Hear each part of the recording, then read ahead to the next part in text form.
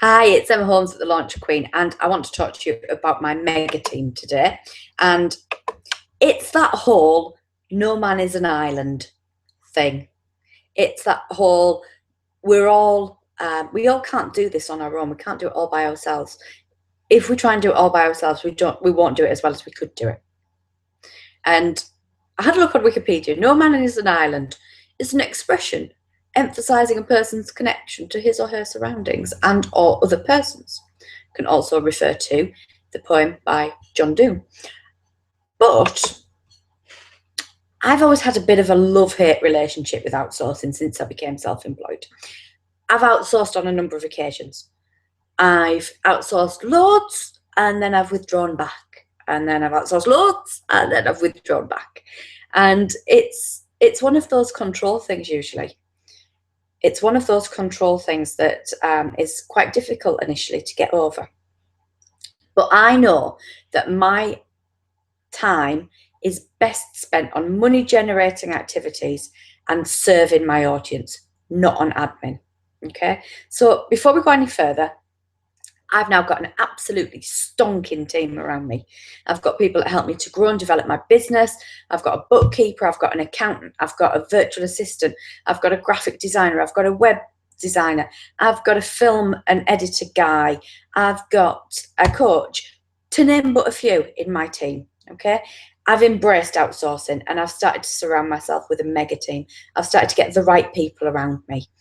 It isn't about, for me, outsourcing the things that I can't do myself, because a lot of the things that I outsource, I most certainly can do myself. I can do them quickly, I can do them efficiently. It's just that my time's better spent on other things. And I would end up being a frazzled wreck if I tried to do everything myself.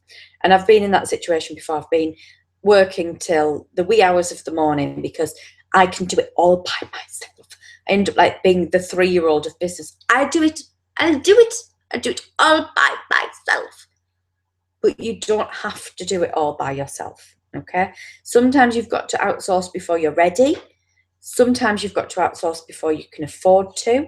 And sometimes you've got to outsource before you feel emotionally ready to hand over your baby, because your business is your baby.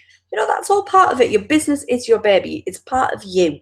It's part of the way you are. It's the part of the way you think. It's the part of everything that you do. So yes, it's personal. It is personal.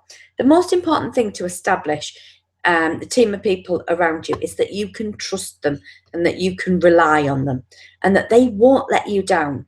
Okay, so you need to start looking at the following. You need to start looking at recommendations. It's always fab to gain more knowledge, more insight into people before you hire them. So look at who other people use, look at getting recommendations from other people. But don't purely go on recommendations, because we all work really differently.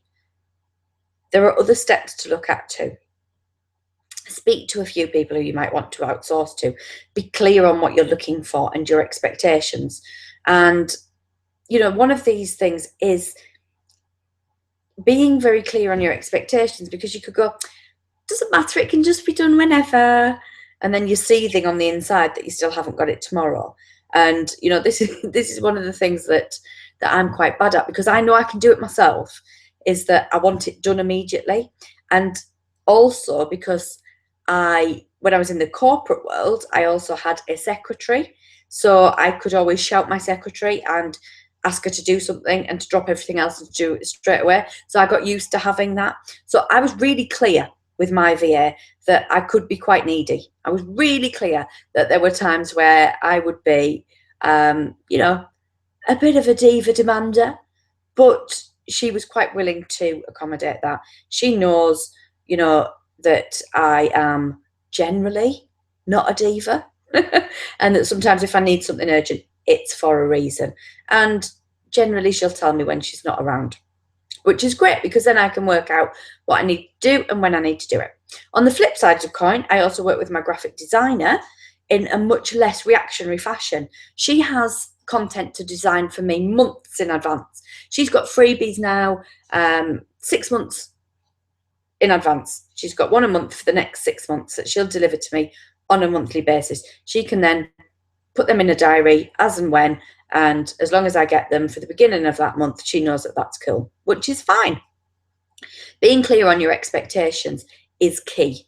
Okay, so I'm very clear on when I have certain types of help, the type of help I need, the type of lead-in times that there'll be, the type of assistance that I require, so that if somebody can't do that for me, then they can tell me, so that we don't end up in a situation where everybody's upset. They're upset because I'm demanding stuff. I'm upset because they're not putting the stuff together that I need. So it's about making sure that you have those expectations in place. Communication is the next one. So as much as you can, communicate as much as you can. Okay, they can't read your mind. The people that you outsource to cannot read your mind. They cannot tell what you're thinking. They cannot tell what your expectations are. They cannot tell what your turnaround times are. They cannot tell what you're expecting as an end result if you don't tell them. Let them get to know your business as well a bit. So give them the opportunity to get to know a bit about your business. Okay, so when you're outsourcing, it's important that they appreciate what you do. It's important that they get a grasp on what you're all about. It's important that they understand where you're coming from and what you hope to achieve, because that allows them to perform better, which ultimately then allows you to perform better. Yay! Value them and appreciate them is the last one. Once you've got a good team around you, make sure that you value that team. Make sure that you appreciate that team. Make sure that you hold on to a good team. Outsourcing is really important, particularly during your launch phases, because if you tried to do everything yourself, you would end up absolutely, completely and totally worn out, because launch time is mega busy. So it's a time where you need to have a little bit of additional support in your business. You need to think about the things that you can put together. If you can put together checklists, standard operating procedure, things that your team can go through that will help and support you in your launch, then all the better. Absolutely all the better. Outsourcing isn't a luxury in your business. It's essential to allow you to grow. That's the only way you're going to grow, is if you have a great team of people around you, that you have the necessary time then to work on your business instead of in your business, so that you can nourish your crowd, so that you can concentrate on money-making activities, so that you can help and support the people that need you the most. You are much better looking after your audience than drowning in paperwork. So that is why you need to think about outsourcing in your business, and why you need to think about getting the right people to be part of your team and getting the right people on board. So go and get yourself a mega team. Bye for now.